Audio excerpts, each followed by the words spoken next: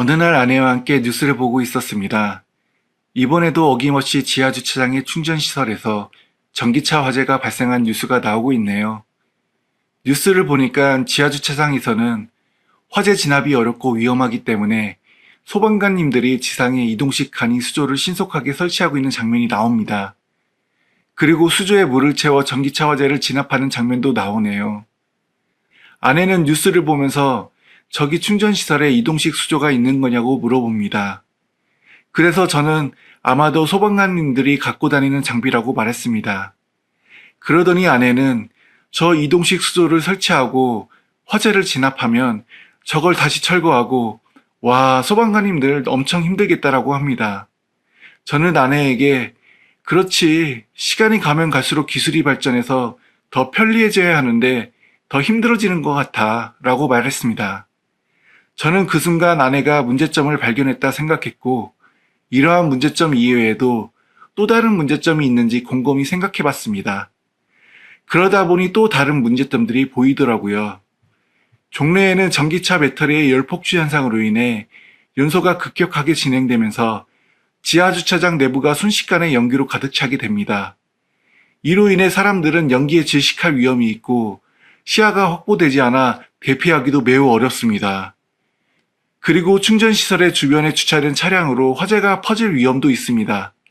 요즘에는 이동식 수조와 함께 질식 소화포를 함께 사용하여 신속한 화재 진압을 유도하고 있지만 역시나 세팅하는 시간이나 골든타임을 놓칠 수 있는 문제점이 있습니다. 이렇게 저는 지하주차장에서 전기차 화재를 진압하기 어려운 문제점을 발견하게 되었습니다. 저는 이러한 문제점들을 풀 수 있는 해결 원리를 곰곰이 생각해 봤습니다.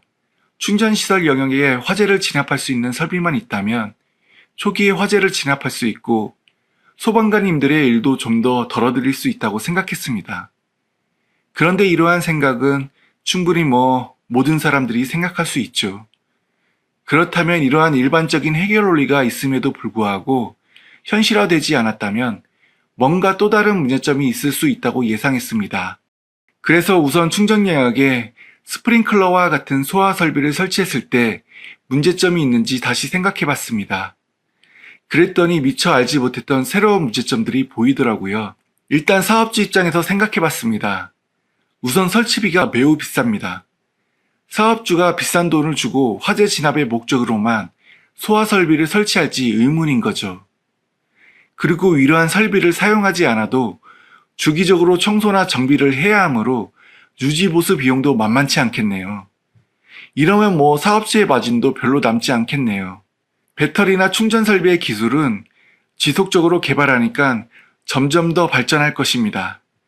그리고 기술 발전에 의해 지금과 같이 전기차 화재 사고는 점점 줄어들 것이라고 예측됩니다. 그런데 아무리 안전이 중요하더라도 현재 사용 가치가 매우 낮을 수 있는 소화 설비를 사업주가 문득 투자하기는 너무 어려운 것 같습니다. 저는 또다시 곰곰이 생각해 봤습니다. 소화 설비를 설치해도 사업주의 마진을 높일 수 있는 해결 원리가 있는지를요. 그래서 충전시설을 사업하는 자의 마진을 높일 수 있고 전기차의 사용자의 만족감도 함께 향상시킬 수 있는 효과적 측면부터 접근해 봤습니다.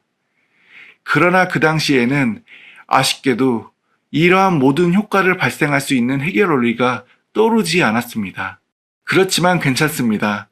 문제점을 계속 해결하려고 시도하다 보면 경험 기반의 지식도 쌓일 것이고 그러다 보면 언젠가 또는 우연이라도 그 문제점을 풀 수 있는 행운이 올 거라 믿었기 때문이죠. 저는 평소에 기름을 넣기 위해 주유소를 갑니다. 그리고 제가 살고 있는 아파트 단지에 지하주차장에 위치하는 충전시설을 매일 봅니다. 어느 날 주유소와 충전시설을 보면서 이런 생각이 들더군요. 내연기관의 차를 타는 사람들은 아파트에 주유시설이 없으므로 별도의 사설에서 운영하는 주유시설에서 기름을 넣습니다. 주유시설은 자기 쪽인에서 기름을 넣도록 유도하기 위해 세차시설도 함께 구비하고 기름을 넣기 위해 결제한 영수증을 가져오면 세차 요금을 할인해주는 서비스도 함께 제공하고 있습니다. 그래서 저는 주유소에서 자동 세차를 많이 받는 편입니다.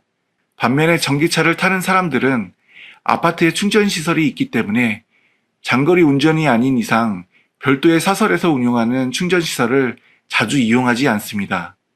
그리고 전기차 타는 사람들은 아파트의 충전시설에 세차시설이 없어 따로 시간을 내어 세차시설을 방문하는 번거로움이 있습니다.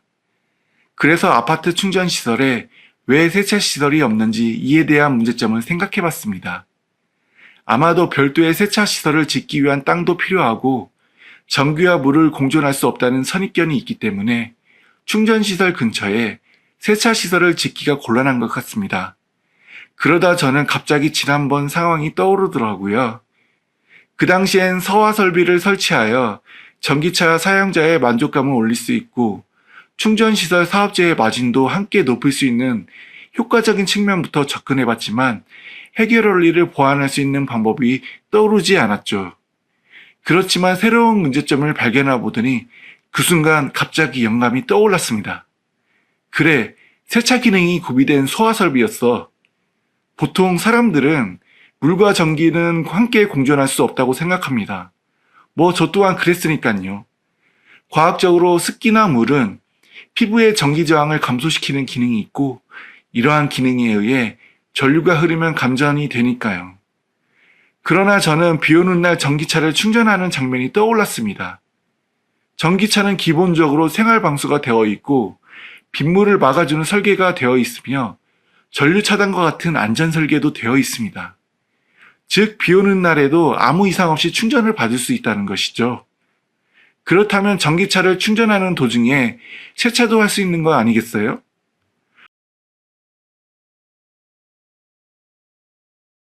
저는 도출된 해결 원리를 바탕으로 특허를 출원하고 싶어졌죠. 하지만 세상은 넓고 저와 유사한 생각을 가진 사람도 있을 수 있습니다. 그래서 저는 특허적 관점에서 한 번 더 재검증할 필요가 있다고 판단했고, 특허적 관점에서의 검증을 위해 특허 검색 사이트를 이용한 선행기술 조사를 실시하였습니다. 저는 아주 간단하게 전기차, 소방, 세차라는 세 개의 키워드로만 검색을 해봤습니다. 선행기술을 조사한 결과 충전시설에 소화 설비가 있는 선행문헌들은 있었지만 충전시설에 소화와 세차 기능을 함께 제공하는 선행문헌들은 찾지 못했습니다. 해결 원리 3요소로 정리해보면 다음과 같습니다. 일단 소화 설비를 세차로 함께 활용하는 기능이 있으므로 전기차 사용자의 만족감을 향상시킬 수 있고 사업주의 마진도 증가시킬 수 있습니다. 구체적으로 살펴보면 안전과 세차를 위한 고품격의 복합적인 서비스를 사용자에게 제공할 수 있습니다. 그리고 사업주 입장에선 설비의 사용 효율을 향상시킬 수 있고 설비의 설치나 유지 보수 비용을 감소시킬 수 있으며 사용자가 늘면서 매출 향상에 기여할 수 있겠네요.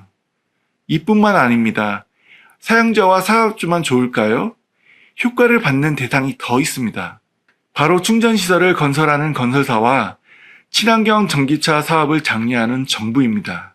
건설사 입장에선 사용자에게 고품격의 복합 서비스를 제공하는 새로운 비즈니스 모델로 적용할 수 있고 이러한 작용 효과에 의해 건설사의 네임밸류는 더욱 향상시킬 수 있는 상승 효과가 있습니다. 가뜩이나 정부는 전기차와 이슈로 친환경 전기차 정책을 탄력 있게 진행하지 못하고 있는데 정부 정책에 탄력을 받을 수 있겠네요. 참 웃기죠? 생각해보면 진짜 단순한 기술입니다. 그렇지만 이러한 기술이 없더라고요. 아마도 이건 물과 전기가 공존할 수 없다는 편견을 깨트렸기 때문이라고 보입니다. 그런데 여러분 아십니까? 이런 편견을 깨뜨릴 수 있었던 건 사람들을 위한 마음, 즉 효과적인 측면으로 접근했기 때문입니다. 다시 말하면 사업주의 입장과 전기차 사용자 입장을 효과를 생각하다 보니 해결 원리를 도출할 수 있었던 것입니다. 여러분은 효과적 측면으로 접근할 때 왜 사람을 위한 마음으로 접근해야 하는지 아직 이해가 되지 않을 거예요.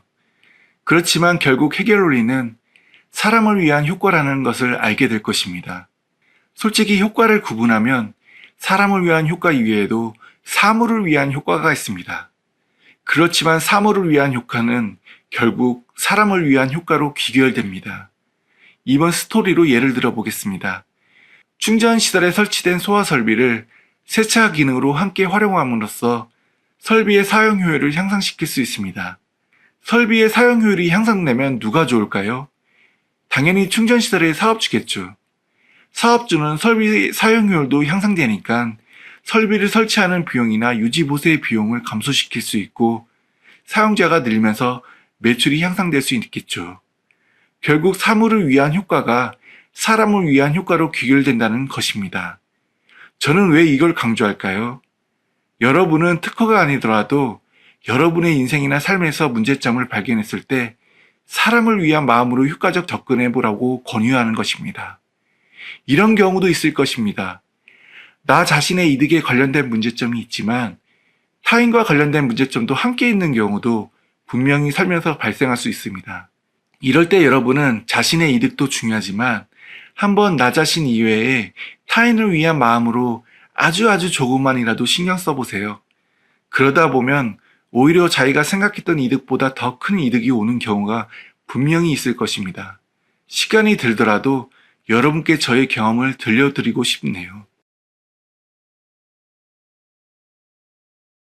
저는 클라이언트와 중요한 약속을 위해 아침 일찍 서류를 준비하러 급하게 출근하는 상황이고 전날에 과음하여 매우 피곤한 상태였습니다. 빨리 회사에 도착해야 하는 마음으로 무리하게 차선을 변경하여 끼어들기를 하였고 결국 끼어드는 상황에서 앞차의 후방 범퍼와 접촉하는 사고가 발생하였습니다. 상대방은 갑자기 뒷목을 잡고 짜증이 나는 표정을 하고 있었습니다. 저는 접촉사고의 문제점도 해결하면서 클라이언트 미팅을 위한 서류를 빨리 준비해야 하는 문제점도 함께 해결해야 하는 매우 긴박한 상황이었습니다. 여러분이라면 어떻게 해결하실 건가요? 여러분은 회사에 빨리 가서 서류를 준비해야 하므로 상대방에게 신속하게 보험 처리하자고 제안하겠습니까? 여러분은 자신의 목소리를 이용하여 보험 처리를 하자고 제안하고 명함을 이용하여 서로의 연락처를 교환하며 스마트폰을 이용하여 보험사에게 접수를 신청하겠습니까? 즉, 여러분은 이러한 구성과 기능을 통하여 신속하게 보험을 처리하고 회사에 빨리 가서 서류를 준비할 수 있는 효과를 발생하겠습니까? 물론 저도 그렇게 할 수야 있겠죠. 하지만 저는 상대방을 위한 마음으로 제가 어떻게 행동해야 할지 순간적으로 생각했습니다. 그랬더니 상대방의 마음이 보이더라고요. 즉, 상대방은 사고를 당해서 불쾌하고 짜증나는 상태였던 것입니다. 그래서 저는 이것부터 먼저 풀어야겠다고 생각했습니다. 저는 머리를 살짝 조아리면서 손을 내민 상태에서 괜찮으세요? 다치지 않으셨나요? 사고를 내서 정말 죄송합니다. 라고 말씀했습니다. 상대방에게 진심으로 사과하는 마음을 보이려고 노력을 했던 거죠. 그리고 보험으로 처리하자는 제안을 하지도 않았죠. 그런데 그거 아십니까? 그때 그 후로 상대방으로부터 어떠한 연락도 오지 않았습니다. 아마도 상대방은 저의 인간적인 태도와 진심으로 사과하는 모습 때문에 보험을 처리하자는 연락을 하지 않은 것으로 예상됩니다. 즉, 먼저 상대방의 화부터 풀어주는 효과적 접근이 적중한 것이죠. 이처럼 사람을 위한 마음으로 효과적 측면을 접근하여 해결 원리를 도출했고 문제점을 아주 단순하게 쉽게 풀 수 있었던 것입니다. 게다가 저는 이러한 작용효과 이외에도 보험 처리에 따른 추가적 비용을 아낄 수 있는 상승 효과도 발생하였습니다. 만약 나 자신의 이득만 생각하면 어느 정도의 성과가 발생할 수 있습니다. 그러나 나 자신의 이득도 중요하지만 한 번 더 나 자신 이외에 타인을 위한 마음을 아주 조금만 신경 쓰면 생각지도 못한 더 큰 성과가 발생할 수 있다는 것을 암시하는 것입니다. 여러분도 사람을 위한 마음으로 해결 원리를 도출하는 재미에 빠져보시지 않겠습니까?